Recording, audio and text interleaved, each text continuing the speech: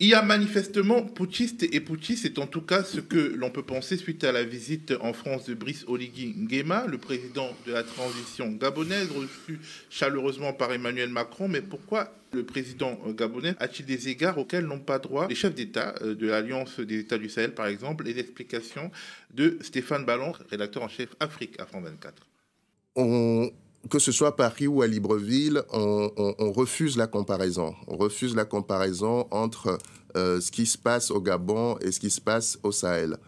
Pour plusieurs raisons. La première, c'est que on vous dit, aussi bien à Paris qu'à Libreville, que la situation de la transition au Gabon est plus lisible.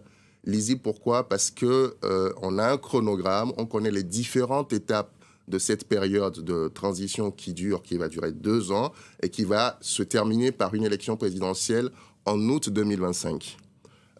Par ailleurs, on vous dit qu'il y a eu un dialogue national qui a impliqué tous les acteurs, y compris la société civile, et qui va aboutir à l'élaboration d'une nouvelle constitution, ce qu'on ne voit pas dans les autres pays qui ont connu des putschs. Et vous ajoutez à cela le fait que les nouvelles autorités gabonaises qui sont arrivées, certes, à la faveur d'un coup d'État, n'ont pas ici tenu de propos hostiles à la France. En gros, je résume, c'est pas pareil parce qu'au Gabon, il y a un calendrier électoral et une visibilité qu'il n'y a pas au Burkina, au Niger, au Mali. Et aussi parce qu'au Gabon, il n'y a pas de manif anti-française. Vous y croyez, vous? N'y a-t-il pas là un deux poids, deux mesures de nature à alimenter le fameux sentiment anti-français, Caroline Roussy? Alors, deux choses. La première chose, c'est que, comme vous l'avez dit en me présentant, j'ai récemment dirigé une revue internationale stratégique sur la question du sentiment anti-français, qui est une expression qu'avec mes différents collègues, hein, donc je rappelle quand même Achille Mbembe, Lionel Zinsou, Elgas, Ramal Idrissa et consorts, on conteste. Hein, nous, on considère que c'est une tentative de dépolitisation des enjeux et avec et bien évidemment un certain nombre de risques que vous voyez tout de suite en plaçant de facto les Africains du côté de l'émotion et non de la raison. Donc je suis extrêmement prudente par rapport à l'utilisation de ce terme, tout en sachant que bien évidemment on va pas être naïf non plus. Il y a mais marginalement on peut pas le quantifier, hein, des personnes qui sont peut-être anti-françaises de manière, comment dire, irréversible. Voilà, déjà pour ce premier point. Concernant votre deuxième point, qui est la question du deux poids, deux mesures, oui, vous avez tout à fait raison. On a le souvenir d'un Emmanuel Macron au sec d'Idriss Déby, qui, quelque part, a doublé son fils, Mahamat Déby, à la tête du Tchad. Hein. Je ne suis pas sûre qu'à l'époque, il y ait eu une feuille de route extrêmement claire, hein, puisque, comme vous le savez, eh bien, il y a eu une élection présidentielle il y a de cela quelques semaines qui a porté Mahamat Déby, qui, normalement, suivant la transition, ne devait pas être candidat. Il est aujourd'hui président de la République du Tchad. Maintenant, on voit bien aussi que la diplomatie française est dans une séquence de réorientation stratégique. Alors effectivement, c'est pas encore tout à fait clair parce que ça n'a pas été assumé par le chef de l'État. Moi, à cet égard, quand même, je voudrais souligner le rapport Fuchs-Tabarot qui est extrêmement lucide, hein, sur l'état des relations, sur les erreurs qui ont été commises au cours des dernières décennies, des dernières années, qui porte un constat extrêmement lucide. On voit aussi, pour fréquenter donc quand même les institutions, qu'il y a une réorientation du discours.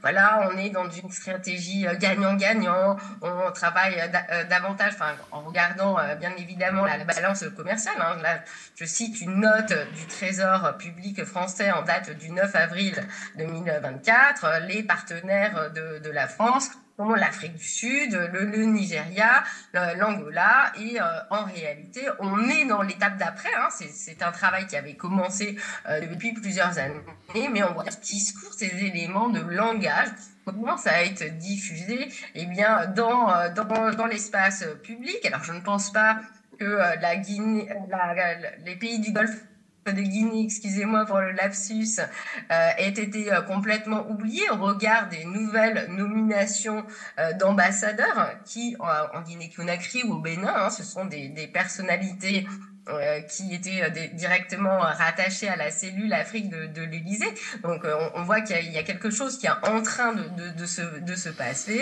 La France a joué de velours dans la crise sénégalaise, rencontrée notamment suite à la volonté de reporter la présidentielle par Macky Sall en date du 3 février dernier. Il y a une réorientation stratégique.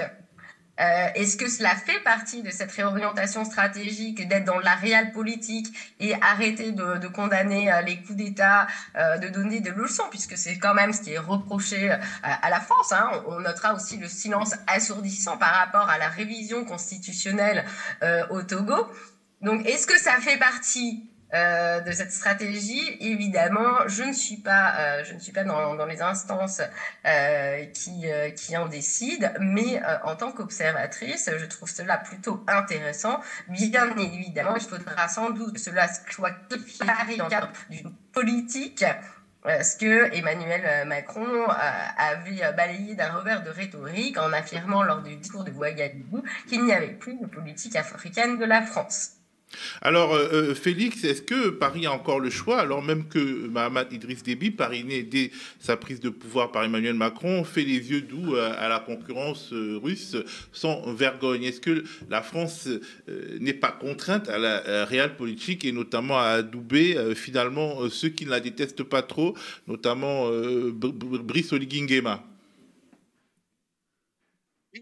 Elle est dans la réelle politique, ou bien même on pourrait dire que le problème avec Emmanuel Macron sur ce qu'on pourrait appeler sa politique africaine, c'est qu'elle est extrêmement erratique et que lui qui prétend incarner la raison et qui ne voudrait pas prendre les décisions par émotion, on s'est rendu compte qu'en réalité, c'est l'émotion qui l'a guidé dans les crises les plus importantes, notamment avec le Mali et avec le Niger.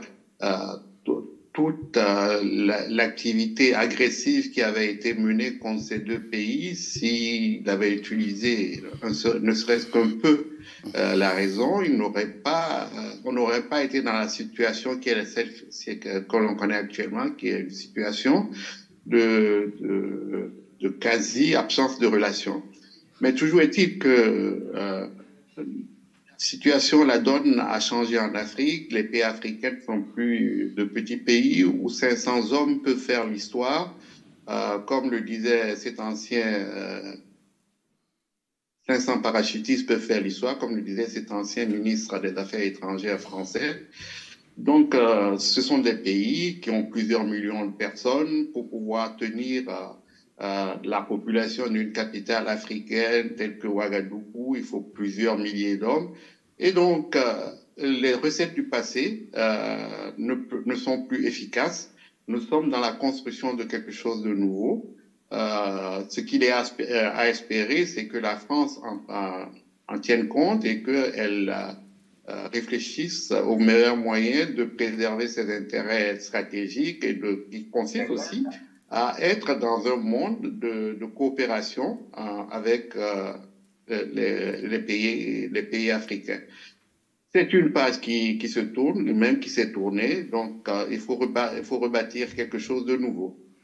Jean-François, est-ce que on peut finalement, est-ce que ça vaut même la peine de noter que Emmanuel Macron a reçu Brice Oligui Nguema alors qu'il fait la tête aux dirigeants de l'AES? Est-ce que finalement, il n'est pas dans une logique symétrique à celle des autres pays, c'est-à-dire entretenir la clientèle et les gens qui nous soutiennent ou bien avec lesquels nous avons des relations diplomatiques particulièrement fortes?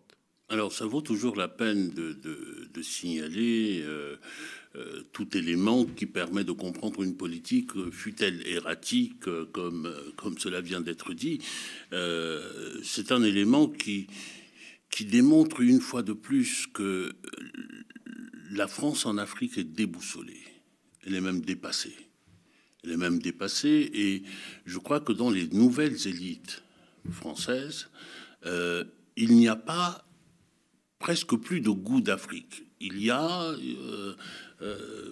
en tout cas, de recherche de connaissances intimes de l'Afrique. Et ce qui s'est passé en ce qui concerne la France, ce qui se passe actuellement, à mon avis, est lié au fait que la France, depuis la décolonisation, n'a pas pris le temps ou n'a pas souhaité sonder le réel africain. Et aujourd'hui, il est dépassé par la jeunesse africaine, par la population africaine et par une énergie africaine. Et Emmanuel Macron, si la France, je préfère parler de la France, mais la France aujourd'hui n'a plus de politique africaine, n'a plus une seule politique africaine. On a des chapelles, plein de chapelles dans ce pays qu'est la France, qui ont, certaines tiennent à la France-Afrique, d'autres essaient de passer à autre chose, d'autres censurent de la neutralité, d'autres sont attirés vers l'Amérique du Sud ou vers l'Asie, vers le pôle asiatique. Et donc, face à tout cela, Emmanuel Macron, comme président de la République, n'a pas réussi, ne serait-ce que sur le plan intérieur, à réunifier cet ensemble-là. Et donc, la réception du président de la transition gabonaise ne fait que marquer une fois de plus ce côté de la France qui est perdu en Afrique. Mais il y a une dimension, je terminerai juste là, qui est celle de la transition gabonaise, indépendamment de la France. Indépendamment de la France, et vous aviez évoqué, ça a été évoqué dans le commentaire, ça pose aussi, les coups d'État se suivent, et on peut se poser la question de savoir si les coups d'État en Afrique se ressemblent. Il y a des gens qui ont posé la question, qui ont répondu, certains ont répondu non, que ces coups d'État-là ne se ressemblent pas. Dans le contexte gabonais tout particulièrement, il ne faut pas perdre de vue quand même les conditions dans lesquelles ce coup d'État a été fait et contre qui cela a été fait, contre quel type de pouvoir cela a été fait. Nous avons un coup qui a mis fin à un projet de pouvoir à vie, de règne à vie de la famille Bongo. On peut dire à plusieurs vies d'ailleurs. À plusieurs vies du clan Bongo. À la limite, n'est pas loin. Il n'est pas loin. Il n'est pas loin. Ceci, on peut dire, de ce point de vue, on peut admettre avec ceux qui disent bon, le coup d'État a été le bienvenu, mais ensuite, il faut évaluer ces pouvoirs-là à ce qu'ils vont faire du pays, à ce qu'ils vont faire du régime politique, à leur pratique politique. Est-ce qu'ils vont aussi tenter de rester au pouvoir à vie, tenter de se construire des constitutions à leur mesure pour pouvoir exercer un pouvoir sans partage, etc., etc. Et de ce point de vue-là, c'est un véritable enjeu pour nous, Africains. Mais malheureusement... Et quelle est la tournure que prend Brice Oligui Nguema, selon vous? Alors, au début, j'avais eu à faire un commentaire quelques semaines après la prise du pouvoir, voire même 2 mois après la prise du pouvoir par Oligui Nguema, et je trouvais que les premiers signes qu'il avait esquissés étaient plutôt annonciateurs de quelque chose de positif. Il recherchait la concorde nationale, pas de vindicte populaire. Il avait annoncé qu'il construirait une constitution et qu'il partirait. Mais nous savons tous que tous les pouvoirs qui arrivent dans ces conditions-là promettent des choses. Maintenant, nous sommes dans le processus constituant. Le processus constituant est aujourd'hui en cours au Gabon. On a annoncé, il y a eu un dialogue national qui a dégagé des pistes. Maintenant, on attend la concrétisation de tout cela. C'est aux actes, je crois, qu'il faut juger les transitions et aux orientations de ces transitions vers plus de démocratie, plus de liberté pour les populations, et puis plus de bien-être aussi, moins de captation de la richesse nationale par des clans. Et c'est tout cela qui est intéressant à regarder, mais à regarder a posteriori. Alors, Franck, on peut se dire que Macron a reçu Oligui Nguema parce qu'il panique à l'idée que Poutine en profite pour lui envoyer Lavrov. Aujourd'hui, la concurrence est tellement acharnée qu'on ne peut plus bégoter et dire à celui-ci, il n'est pas encore élu, j'attends. Je pense que dans la tête d'Emmanuel Macron, c'est ce qui se passe. Et je suis persuadé que lui-même ne comprend pas sa démarche en ce moment même sur le continent. Parce que prenons 2 exemples précis. On a le coup d'État au Niger, avec la séquestration de l'ancien président. On a le coup d'État au Gabon, avec pratiquement les mêmes conditions. Ali Bongo, on a une plainte là contre le pouvoir actuel Oligui. Ali Bongo serait séquestré. On a les membres de sa famille, sa femme, son fils qui sont en prison. Et Emmanuel Macron qui déroule le tapis rouge au général Oligui, pendant que hier, il tensait le général au pouvoir à Niamey de tous les noms d'oiseaux. Et aujourd'hui, on ne comprend pas la démarche d'Emmanuel Macron vis-à-vis, c'est vrai, vous l'avez dit, c'est là que c'est à voir au cas par cas, mais la démarche au cas par cas remet en cause les prises de position dans différents cas de figure.